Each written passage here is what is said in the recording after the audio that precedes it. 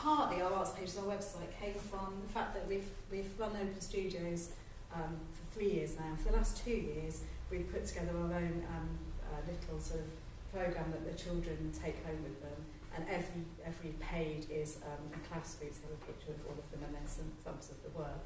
So as part of that, we developed our arts pages around what we do. And for me, I feel very strongly that art isn't an extra thing that we do. It's the way that for a lot of children, the way they work, it's a way of getting them involved in literacy and in maths and all sorts of things we've done through art at Reepham and through the arts. I think it's really important. We realise that we know that the music work that we do in our school really helps some of the children that have very poor coordination, so it helps me in all other subjects as well.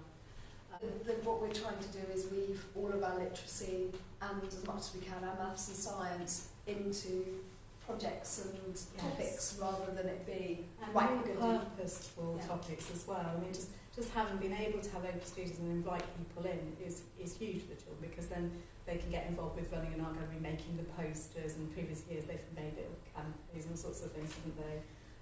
And just having something they can take home that's got everybody's picture in and examples of work from their class has been a really big. Okay, these are just some of the things that we've done. I sort of brainstormed before I knew I was talking about a national curriculum. The first one I mentioned to Saul when he came to see our school, Year 3 went on a Science and History walk, and that was the campaign to protect rural England who'd organised that. And actually, we were talking earlier about doing more of that, because it's something that worked well, but we could have done so much more with. Year 4 worked with the dance group Spilt Milk to create work about the book Friend or Phone. I wish I had photos of that. We need to get some more. Yeah, that was my class last year. It was amazing. And it was phenomenal to have this a professional dance company come in and work with them. And they worked with us in such a way that they came in for an initial session, and then we worked and developed the ideas, and they helped us put it together as a performance. So I feel like I had training, and I can now teach dance in a much more effective way as well. Next, I've just put some pages up in the curriculum so you can see that actually there's a huge amount of scope there for you to do all sorts of things, even though the curriculum has changed. And one thing I thought was interesting is when the curriculum first came out, I bought all members of staff this little book because it's summarised. Well, it actually has the statutory bits of the curriculum for everything in this tiny book. You have to wear your glasses because it is tiny.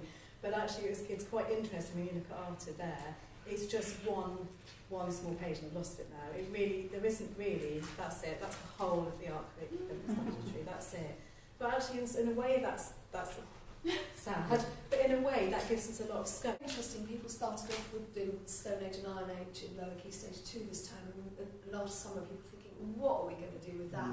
Actually we're building dens, we're making fires, we're doing fantastic cave painting, and it is funny though, isn't it? Because I've been going around schools for various reasons, and a learning hub with a couple of other head teachers and things, and suddenly I'm going and there's lots of different versions of caves.